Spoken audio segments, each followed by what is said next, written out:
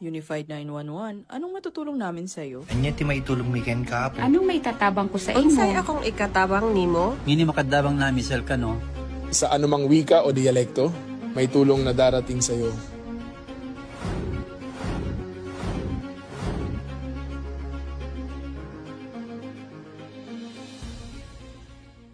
Lilingkod sa bawat Pilipino at magbibigay ng tamang impormasyon para sa tahimik at maayos na Pilipinas. Police News Network, alagad ng batas, tagapagtaguyod ng balitang pulis, sandigan ng mamamayan, patnubay ng katotohanan.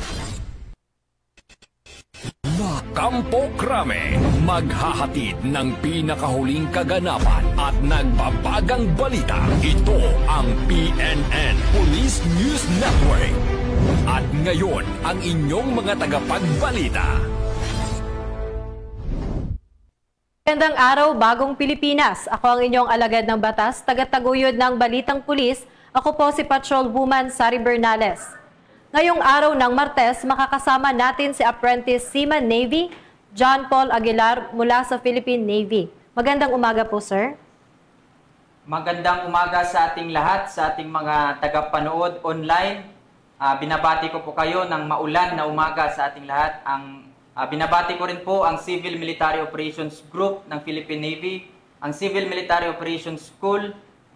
Binabati ko po kayong lahat, ang aking pamilya dyan sa Tanay City, Negros Oriental. Mag-ingat po kayong lahat dyan at dahil may bagyo po ngayon.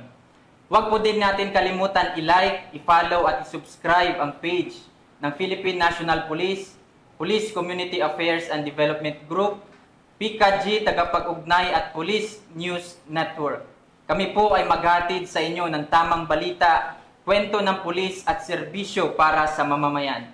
At ito ang PNP News Online. Ang pangunahing balita ng Police News Network, alagad ng batas, tagataguyod ng Balitang Pulis.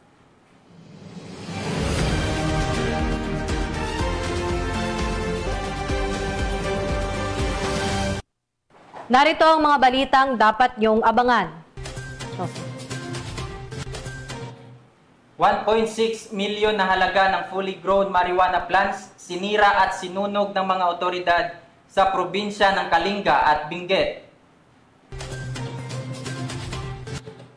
Mahigit 1 milyong pisong halaga ng ilegal na droga at baril ang nakumpiska sa operasyon ng mga otoridad sa Pampanga. 2 high-value individual na drug suspect arestado ng mga otoridad sa Capiz.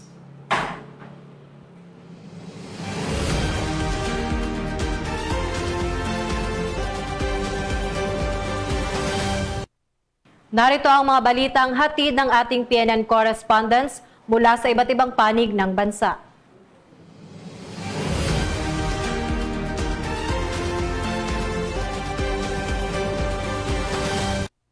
Simulan natin ang balita mula sa bahagi ng Luzon.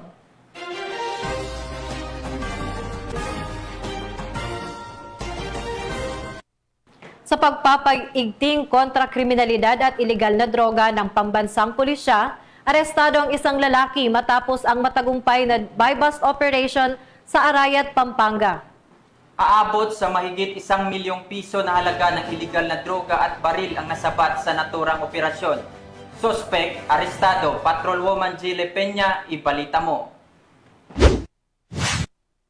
Nagbunga ang mas pinaigting na kampanya kontra ilegal na baril at pinagbabawal na gamot ng Pampanga Police Provincial Office matapos maaresto ang isang lalaki sa kinasang joint buy-bust operation sa Purok 6, Barangay San Mateo, Arayat, Pampanga nito lamang ika-2 ng Nobyembre taong kasalukuyan. Kinilala ni Police Colonel Eugene M. Marcelo, Provincial Director ng Pampanga PPO, ang suspect na si alias Jomac, 37 anyos, may asawa at residente ng nasabing barangay. Ang operasyon ay pinangunahan ng Provincial Intelligence Unit sa pakikipagtulungan ng Provincial Drug Enforcement Unit, 1st and 2nd Provincial Mobile Force Company, Regional Intelligence Unit 3, SWAT Pampanga at Arayat Municipal Police Station. Nadakip ang suspect matapos bentahan ng isang operatiba na nagpanggap na buyer ng isang baril na walang kaukulang dokumento. Nasamsam mula sa suspect ang isang US carbine caliber .30 rifle, isang magazine na may 14 na live ammunition, 4 na sachet ng hinihinalang shabu na tumitimbang ng tinatayang 162 grams na nagkakahalaga ng humigit kumulang 1,101,600 pesos, isang genuine 1,000 peso bill at budol money, sling bag at isang Honda Click motorcycle na walang plaka. Agad na dinala ang suspect at ang mga ebidensya sa Pampanga PIU para sa dokumentasyon at tamang disposisyon. Mahaharap ang suspect sa mga kasong paglabag sa RA 10591 o ang Comprehensive Firearms and Ammunition Regulation Act at RA 9165 o ang Comprehensive Dangerous Drugs Act of 2002. Patuloy na nananawagan ang kapulisan sa publiko na makipagtulungan at i-report ang anumang kahina-hinalang aktibidad upang matiyak ang kaligtasan at katahimikan ng komunidad. Mula dito sa Police Regional Office 3, ako ang inyong PNN Correspondent, Patrolwoman Jilly Advincula Peña, alagad ng batas, tagataguyod ng balitang pulis. Maraming salamat, Patrolwoman Peña. Lalaking nakapiit sa kulungan, hinainan ng warrant of arrest para sa kasong murder ng mga tauhan ng Antipolo City PNP. Tinutukan niya ni Patrolman Mark Lawrence Atencio. Warrant of arrest laban sa isang regional level most wanted person, ang Antipolo Component City Police Station sa loob ng presinto, Antipolo City, Rizal. Kinilala ang akusado na si alias Justin, residente ng Pasig City. Naaresto ang suspect dahil sa bisa ng warrant of arrest sa kasong murder at walang nirekomendang piyansa. Ang Rizal PNP ay patuloy na magsasagawa ng operasyon laban sa mga taong mayroong pagkakasala sa batas upang mapanatili ang kaayusan at ligtas na komunidad. Mula dito sa Calabarzon, ako ang inyong Police News Network Correspondent, Patrolman Mark Lawrence Atencio. Alagad ng batas, tagataguyod ng balitang pulis. Maraming salamat, Patrolman Atencio. Matapos ang isang matagumpay na anti-illegal drug operation, umabot sa 1.6 million pesos na halaga ng full-grown marijuana plants ang binunot at sinunog ng mga tauhan ng PNP Cordillera. Ang buong detalye ng report ay mula kay Patrolwoman Ronalyn Layaw. Sa mas pagpapaigting ng kapulisan ng Cordillera sa kanilang kampanya kontra ilegal na droga, binunot at sinunog ng mga operatiba ang mahigit 1.6 milyon halaga ng fully grown marijuana plants sa magkahiwalay na operasyon sa probinsya ng Kalinga at Benguet nito lamang ika-2 ng Nobyembre 2025. Matagumpay ang operasyon dahil sa pagtutulungan ng mga operatiba ng Kalinga Police Provincial Office at Benguet Police Provincial Office. Katuwang ang ibang unit ng pamahalaan na may layuning wakasan ang mga ilegal na droga. Nagresulta ang operasyon sa pagkadiskubre ng 3 plantasyon sa barangay Takadang, Kibungan, Benguet na may tanim na 5,250 piraso ng fully grown marijuana plants na may standard sharp price na 1,050,000 piso. Samantala, nadiskubre din ang isang plantasyon sa barangay Butbut Proper, Tinglayan, Kalinga na may tanim na 3,000 piraso ng fully grown marijuana plants na may standard sharp price na 600,000 pesos. Bagamat walang nahuling cultivator, binunot at sinunog ng mga operatiba ang mga pinagpapawal na tanim sa mismong lugar, matapos makakuha ng sapat na sample upang isumite sa Regional Forensic Unit CAR para sa karagdagang pagsusuri. Ang matagumpay na operasyon ay patunay sa dedikasyon at determinasyon ng kapulisan ng Cordillera sa kanilang kampanya kontra ilegal na droga upang mapanatili ang kaayusan at kapayapaan ng komunidad tungo sa isang bagong Pilipinas. Mula dito sa Baguio City, ako po inyong PNN Correspondent, Patrolwoman Layaw, alagad ng batas, tagataguyod ng balitang pulis. Maraming salamat, Patrolwoman Layaw. Simulan naman natin ang balita mula sa bahagi ng Visayas.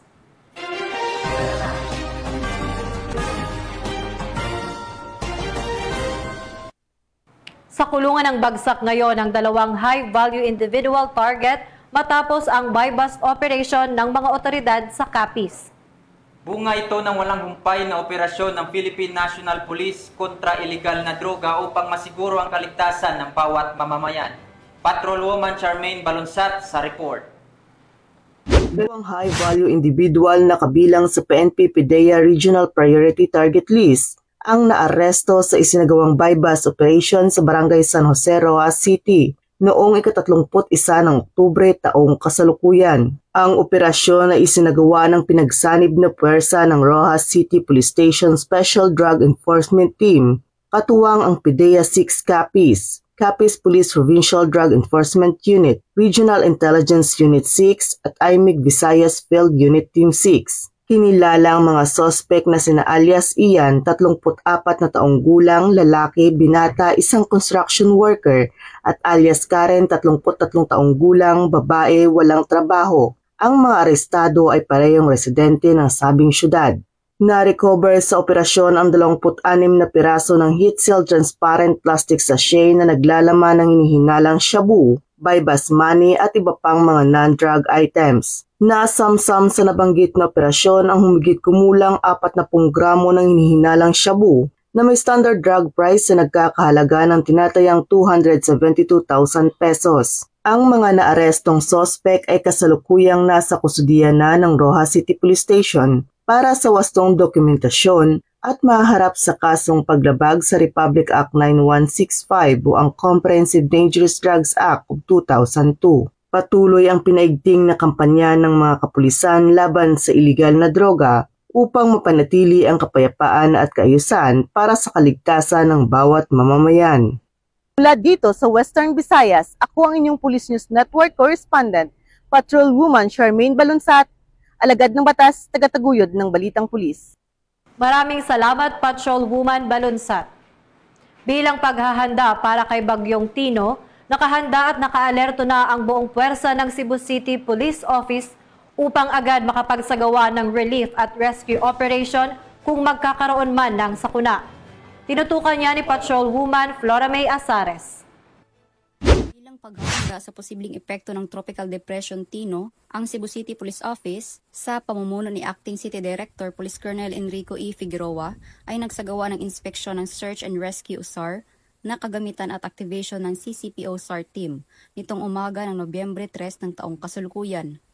Ang aktibidad ay naglalayong tiyakin ang operational readiness, functionality at capability ng lahat ng SAR na kagamitan at kapulisan alinsunod sa Disaster Preparedness Directives ng Philippine National Police.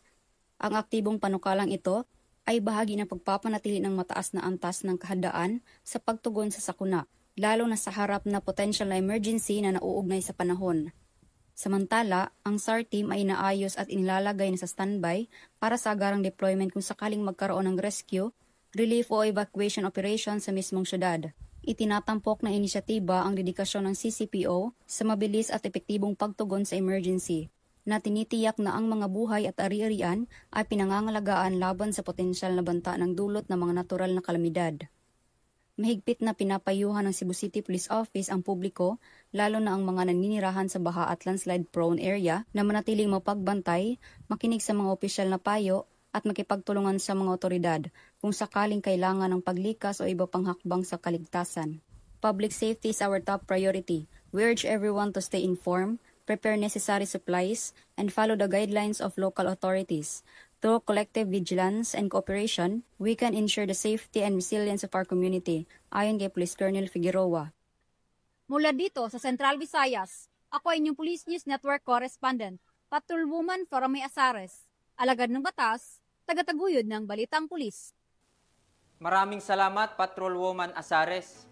Dahil sa banta ni Typhoon Tino, naka-full alert status na ang kapulisan ng Police Regional Office 8 upang matiyak ang kaligtasan at seguridad ng mga residente sa rehiyon. Magbabalita dyan si Patrolwoman Cristel Palafox. Ng Police Regional Office 8 sa pamumuno ni Police Brigadier General Jason L. Capoy ang mga hakbang sa paghahanda at pagtugon sa posibleng epekto ng Bagyong Tino. Naka-full alert na ang Reactionary Standby Support Force at nakatalaga na ang mga kapulisan sa mga evacuation centers upang magbigay ng seguridad at tulong sa mga residente. Patuloy ang koordinasyon ng PRO-8 sa Office of Civil Defense, RDRRMC, LGUs at iba pang ahensya upang matiyak matiyak ang mabilis at maayos na pagtugon sakaling lumala ang lagay ng panahon. Nakaantabay din ang mga relief supplies at search and rescue equipment bilang bahagi ng kahandaan ng kapulisan. Tiniyak ng Pro-8 na patuloy ang pagbabantay at kahandaan ng mga tauhan nito upang agad makapagbigay ng tulong at seguridad sa gitna ng banta ng Bagyong Tino. Mula dito sa Eastern Visayas, ako ang inyong PNN correspondent, Patrolwoman Palafox, alagad ng batas, tagataguyod ng Balitang Pulis. Maraming salamat, Patrolwoman Palafox. Simulan naman natin ang balita mula sa bahagi ng Mindanao.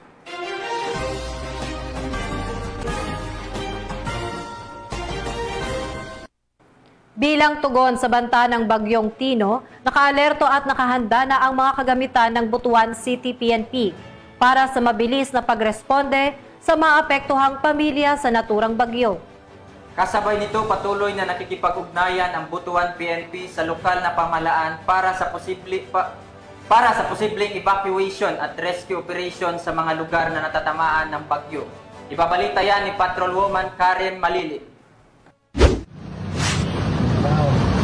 Naghanda ng mga kagamitan para sa search and rescue operations ang Butuan City Police Office bilang bahagi ng kanilang paghahanda sa posibleng epekto ng Severe Tropical Storm Tino nito lamang ika-3 ng Nobyembre taong kasalukuyan. Kabilang sa mga nakahandang kagamitan ang mga rescue boat, life vest, first aid kit, flashlight, lubid at iba pang emergency equipment na gagamitin ng mga pulis upang agad na makaresponde sa mga residente na maaaring maapektuhan ng bagyo. Nakipag-ugnayan din ang Butuan PNP sa City Disaster Risk and Reduction Management Department at iba pang kaukulang ahensya upang matiyak ang mabilis, maayos at koordinadong pagtugon sa oras ng sakuna. Layunin ng Butuan PNP na masiguro ang kaligtasan at proteksyon ng publiko lalo na sa panahon ng kalamidad. Lahat ng mga tauhan ay naka-alerto at nakahanda upang tumugon sa tawag ng serbisyo. Mula dito sa Police Regional Office 13, ako ang iyong PNN correspondent, Patrolwoman Karen A. Malilin, alagad ng batas, tagataguyod ng Balitang Pulis. Maraming salamat, Patrolwoman Malilin. Dalawa.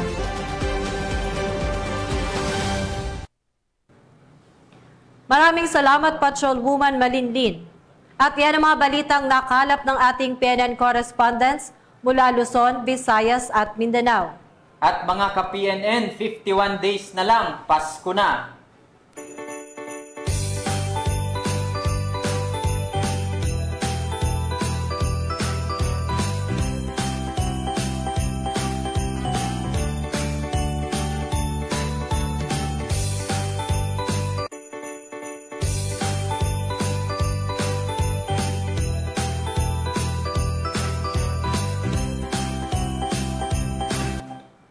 Sa ngalan ng pamunuan ng Philippine National Police sa pangunguna ni Acting Chief PNP, Police Lieutenant General Jose Melencio Nartatis Jr. at sa pamumuno ni President Ferdinand Bongbong Marcos Jr., kami ay maglilingkod sa bawat Pilipino at magbibigay ng tama at balanseng balita. Mula rito sa tanggapan ng tagapag-ugnay ng pambansang pulisya, kami ang inyong alagad ng batas, tagataguyod ng Balitang Pulis.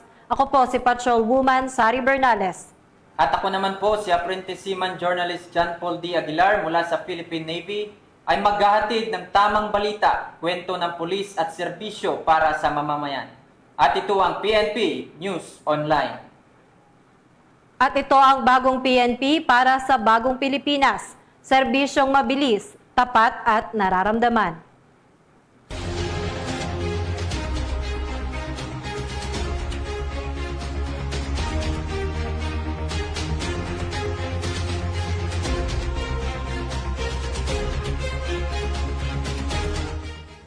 Police News Network, alagad ng batas, tagapagtaguyod ng Balitang Pulis.